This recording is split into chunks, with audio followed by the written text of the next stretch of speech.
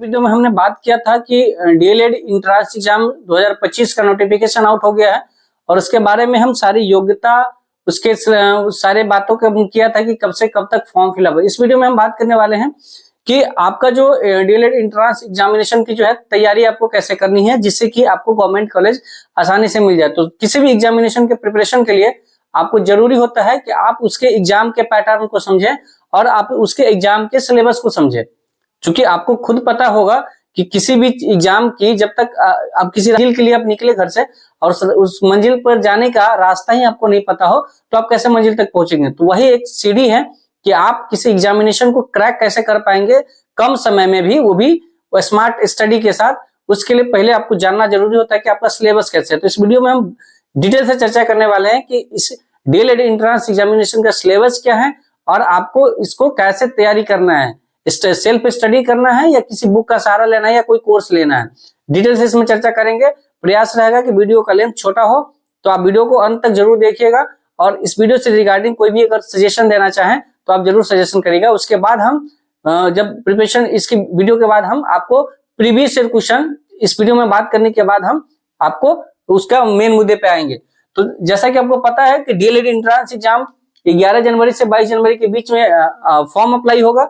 उसके लिए आपको जो सिलेबस है हमारा वो सिलेबस कुल 120 मार्क्स का एग्जामिनेशन होता है, यानी 120 क्वेश्चन पूछे जाते हैं और सभी क्वेश्चन जो होते हैं आपके क्या होते हैं, 1 नंबर के होते हैं। नो निगेटिव मार्किंग नहीं होता है, लेकिन हाँ नॉर्मलाइजेशन जरूर होता है। अब नॉर्मलाइजेशन कौन सी वाला है इसके बारे में भी हम बात करेंगे धीरे धीरे। तो सबसे पहले हमारा हिंदी या उर्दू, जो भी हमारे हिंदू भाई हैं जो हिंदी लेना चाहते हैं और जो हमारे मुस्लिम भाई हैं वो जो उर्दू लेना चाहते हैं वो दोनों में से कोई ले सकते हैं। 25 क्वेश्चन होगा और ये 25 मार्क्स देगा आपको, 25 मार्क्स का ये देगा, 1 नंबर प्रत्येक क्वेश्चन का। इंग्लिश से आपको हर हाल में सभी से पूछा जाएगा 20 क्वेश्चन और इसको भी 20 मार्क्स मिलेगा, ठीक है। उसके बाद मैथ एक इकलौता, इसमें 25 सवाल आपके पूछे जाएंगे, ठीक है। उसके बाद रीजनिंग से कुल 10 क्वेश्चन पूछे जाते हैं 10 मार्क्स के।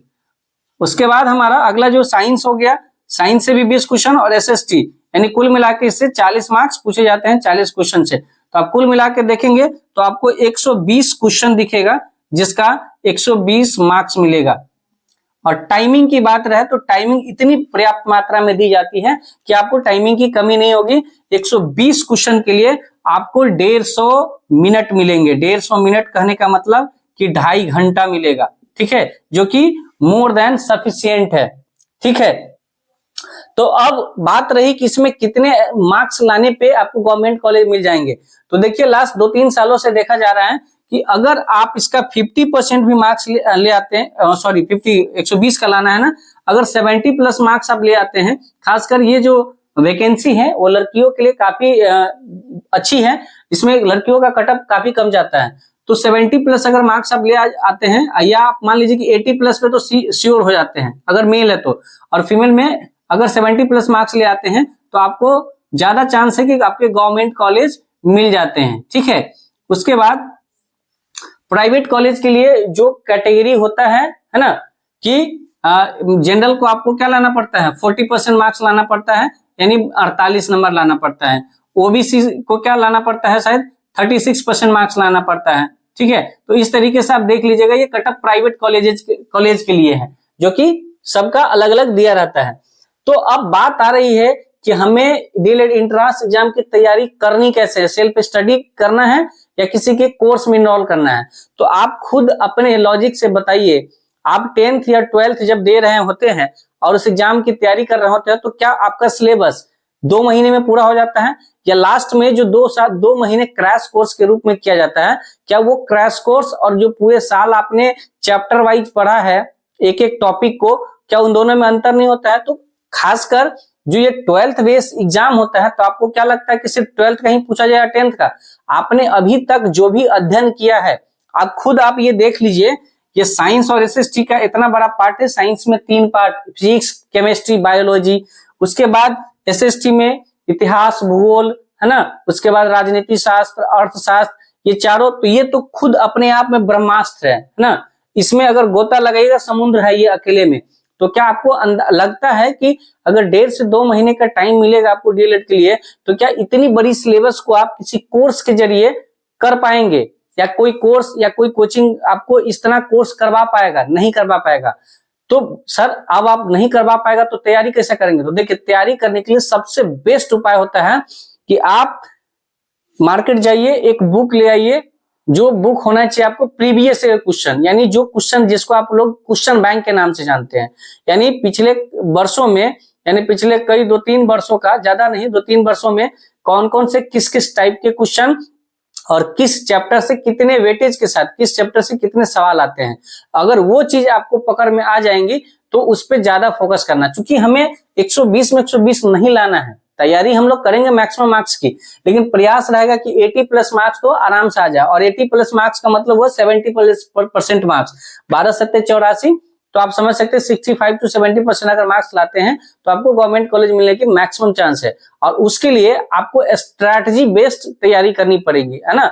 एक फॉर्मेट तैयार करके करना पड़ेगा। देखिए, रेस में तो सभी लोग दौड़ते हैं, लेकिन रिजल्ट उन्हीं का होता है जो एकदम स्ट्रैटेजी, एकदम रणनीति के अनुसार क्या उनको क्या पढ़ना चाहिए और क्या नहीं पढ़ना चाहिए। किसी भी एग्जाम को क्रैक करने के लिए सबसे ज्यादा जो जरूरी होता है कि आपको क्या पढ़ने से ज्यादा बेहतर जानना होता है कि क्या हमें नहीं पढ़ना है। अब आप जीएस पे ज्यादा जोर दीजिएगा तो जीएस में अगर 4 महीने भी लगा दीजिएगा तो जरूरी नहीं कि 40 में 40 मार्क्स लाएंगे। लेकिन यहाँ पे अगर 25, यहाँ मैथ में अगर 25 में, तो आप कितना भी कुछ करिएगा तो मैं आपकी गारंटी लेता हूं कि अगर आपने प्रीवियस क्वेश्चन कर लिया, अगर आपने पिछले वर्षों में पूछे गए क्वेश्चन को अगर सॉल्व कर लिया, तो 25 में आपका जो है 20+ मार्क्स कहीं नहीं जा रहा, मिनिमम बोल रहे हैं। लाने वाले लोग 25, 23, 40, 22 भी लाएंगे। हिंदी में तो हिंदी भी आपको पता है कि हिंदी व्याकरण की तरह वाला चीज है, लेकिन इसमें भी अगर आप आसानी से 20+ मार्क्स आराम से ला सकते हैं सिर्फ प्रीवियस ईयर क्वेश्चन से। और जो लोग प्रीवियस ईयर क्वेश्चन को, क्वेश्चन बैंक को कर जाएंगे, जो कि मैं कराऊंगा इस चैनल पर आपको, तो आपको क्या करना है, डिटेल में नहीं पढ़ना है। जैसे आप संधि के बारे में पूछ रहे हो, तो संधि में डिटेल में नहीं पढ़ना है। संधि को हम प्रीवियस ईयर क्वेश्चन में देखेंगे किस किस संधि से पूछा जा रहा है, क्योंकि संधि भी कई तरीके के होते हैं। जिस संधि से ज्यादा सवाल पूछे जाते हैं उसको हम कैचअप करेंगे ज्यादा। क्योंकि अगर मान लीजिए संधि में 10 टाइप है और एक टाइप से 8 सवाल पूछे जाते हैं और बाकी 9 जो टाइप है उससे 2 सवाल पूछा देते हैं, तो हम एक टाइप को 8 वाला को ज्यादा वेटेज देंगे। तो इस तरीके से हम स्ट्रेटजी बेस्ड तैयारी करेंगे। इंग्लिश में भी आपका प्रीवियस ईयर क्वेश्चन करेंगे तो आपका क्वेश्चन नहीं जाएगा। इसमें लोचा कहाँ होगा, सिनोनिम्स, एंटोनिम्स, जो हिंदी में जिसको आप विलोम शब्द या समानार्थक शब्द बोलते हैं, तो आपको पता है कि वोकैबुलरी का तो कोई और अंत नहीं है, ठीक है ना। बाकी रीजनिंग में 10 में 10 मार्क्स लाने की गारंटी हमारी, तो यहाँ भी 10 मार्क्स आ जाएगा, है ना। 50 नंबर तो यही हो गया। इंग्लिश में अगर कितनों कमजोर हैं आप तो 10+ मान के चलिए, तो कितना हो गया, 20 60 हो गया। अब साइंस की बात रहता है, फिजिक्स, केमिस्ट्री, बायोलॉजी, अगर इसका आप प्रीवियस ईयर कर लेते हैं तो 20 में 10 नंबर लाएंगे। मिनिमम की बात बोल रही हैं हम। एसएसटी में 10 को पकड़ाएगा, 80 नंबर आपका यहाँ हो ही गया। मतलब इतना छोड़े हैं तब। लेकिन अगर हम गणित की प्रिपरेशन आपको यहाँ करवाएंगे तो गणित 25 में 25, रीजनिंग 10 में 10 मार्क्स, हिंदी 25 में 25, इसकी हम प्रिपरेशन कराएंगे। और गणित जो है आपको समझाने की चीज है, तो गणित हम proper per day chapter wise, पहले तो हम प्रीवियस क्वेश्चन को करवाएंगे, चैप्टर वाइज आपको पूरा थ्योरी देंगे और उसका ऑब्जेक्टिव करवाएंगे। और बाकी जो सब्जेक्ट है वो तो बोर्ड पे नहीं किया जा सकता, तो उसका मोर देन मैक्सिमम आपको ऑब्जेक्टिव हम जो प्रीवियस ईयर क्वेश्चन में किया गया है उस पर करेंगे फोकस। क्योंकि आपको पता है एग्जामिनेशन के अंत में प्रैक्टिस मेक्स मैन परफेक्ट की बात कही गई है कि अभ्यास जो है इंसान को निपुण बना देता है। तो अभ्यास अब जितनी क्वेश्चनों का करेंगे उतने ही क्वेश्चन पर आपका कमांड होता चला जाएगा। आप थ्योरी पढ़ने का आपको अभी से टाइम नहीं है, आपको स्मार्ट स्टडी करना है, ना कि हार्ड स्टडी करना है। तो आई होप इसी आशा और विश्वास के साथ हम नेक्स्ट वीडियो में आपको जो है छोटा सा आपको बुक का भी आपको ये जानकारी दे देंगे कि कौन सा बुक आपके लिए बेहतर होगा प्रीवियस ईयर क्वेश्चन के लिए। तो इस वीडियो के बारे में आपका क्या राय है, क्या मतलब आपको कैसा लगा ये वीडियो, मतलब ये तैयारी करने की स्ट्रेटजी, या इससे संबंधित आप कोई सुझाव देना चाहते हैं तो उससे आप दे सकते हैं। बाकी प्रिपरेशन के लिए हम कल से स्टार्ट कर देंगे। कल हमारा गणित का जो लास्ट ईयर का सवाल है उसको हम लेकर आएंगे और आपको करवाएंगे। फिर हम ऑब्जेक्टिव बेस्ड क्वेश्चन जितने भी पूछेंगे, हाँ सबसे बड़ी बात कि ये सारा क्वेश्चन जो होगा आपको ऑब्जेक्टिव बेस्ड होगा, और एग्जामिनेशन जो आपका होता है वो ऑनलाइन मोड में होता है। ऑनलाइन मोड में होता है। ऑनलाइन मोड में एग्जाम देने की हम आपको प्रक्रिया भी बताएंगे और आपको एग्जाम दे के भी दिखवाएंगे कि आपको ऑनलाइन कैसे एग्जाम देना है। एग्जाम देने जाने से पहले अभी आपको एग्जाम कैसे देना है इसके बारे में सोचना ही नहीं है। अभी सिर्फ और सिर्फ आपको पढ़ाई करना है, प्रीवियस ईयर क्वेश्चन को रट जाना है, घोंट जाना है, पी जाना है, ठीक है।